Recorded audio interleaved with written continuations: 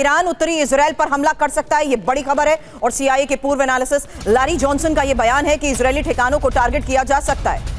युद्ध फिर से शुरू होने की आशंका है और लेबनान पर इजरायली हमले युद्ध की वजह बनेंगे।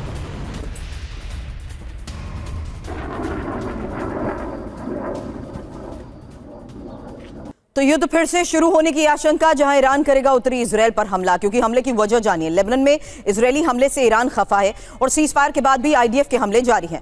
ईरान हमले रोकने की अपील कर रहा है, नेतन्याहू हमले रोकने का आदेश नहीं दे रहे, जबकि इजराइल पर हमला ईरान करेगा कैसे, ये एक और बड़ा सवाल है। बैलिस्टिक मिसाइलों से सीधा हमला हो सकता है, लंबी दूरी के कैमकाजी ड्रोन से वार हो सकता है और लेबनान से हिजबुल्लाह के जरिए हमले। हालांकि उत्तरी इजराइल के अहम टारगेट जहां हाइफा बंदरगाह और सैन्य अड्डों के साथ साथ ऊर्जा ठिकाने और रडार और एयर डिफेंस सिस्टम को भी टारगेट किया जा सकता है। मेरे सहयोगी मनीष झा इस वक्त हमें ज्वाइन कर चुके हैं। और मनीष, कल भी पहले ही कमेंट में लाउड एंड क्लियर में आपने कहा था कि अगर ईरान ने सीधा इजराइल की तरफ इस मिसाइल के साथ वार कर दिया तो क्या ये उसी का एक और एनालिसिस के जरिए अंदेशा है? और ये सवाल उस आधार पर भी जहां ईरान इस हिम्मत के साथ डोनाल्ड ट्रंप को कह रहा है कि जब तक लेबनान पर हमले नहीं रुकेंगे आगे डील पर बातचीत नहीं होगी। देखिए, ये वाकई में दिलचस्प स्थिति बन रही है। हालांकि जिस वक्त आप ये जानकारी दे रही थी, मैं ये चेक कर रहा था कि आखिरी हमले जो हिजबुल्लाह की तरफ से नॉर्थ इजराइल पर किए गए हैं वो कितनी देर पहले हुए हैं। तो मैं आपको बताऊं कि अभी से ठीक 55 मिनट पहले रॉकेट्स दागे गए थे हिजबुल्लाह की तरफ से नॉर्थ इजराइल में। 1 घंटे पहले हिजबुल्लाह के ड्रोन इजरायली सीमा में घुसे थे।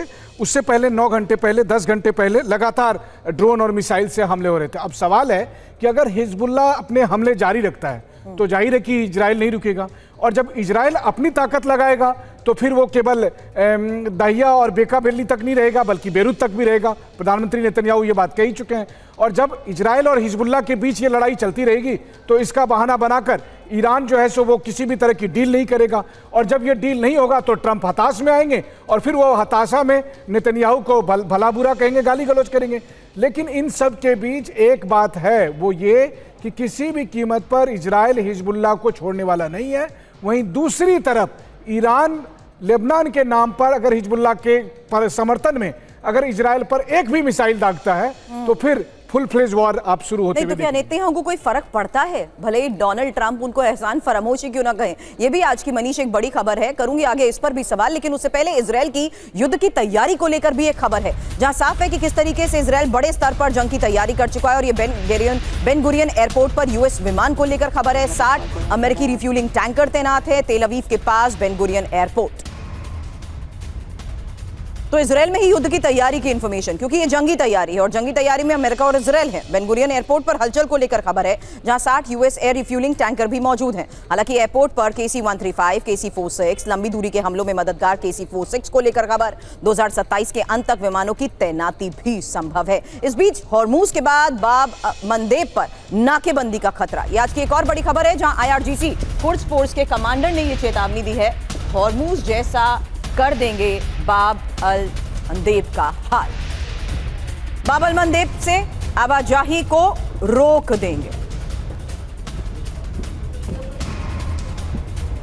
हालांकि ईरान की ये नई चेतावनी आखिर बाब अल मंदेब के बारे में क्या है, एक डिटेल इंफॉर्मेशन आपके सामने रखते हैं। और ये एक बहुत इंपॉर्टेंट रूट है। इस रूट की ब्लॉकेड का मतलब क्या है? मनीष से आगे यही सवाल। लेकिन हॉर्मूज जैसा होगा अब बाब अल मंदेब का अंजाम, और बाब अल मंदेब से जहाजों की आवाजाही को रोक देंगे। हॉर्मूज में जो किया वो मंदेब में कर सकते हैं। बड़ी बात यह है कि यमन जिबूती के बीच का ये जलमार्ग है बाब अल मंदेब, और खाड़ी के तेल उत्पादक देशों का आखिरी समुद्री रास्ता।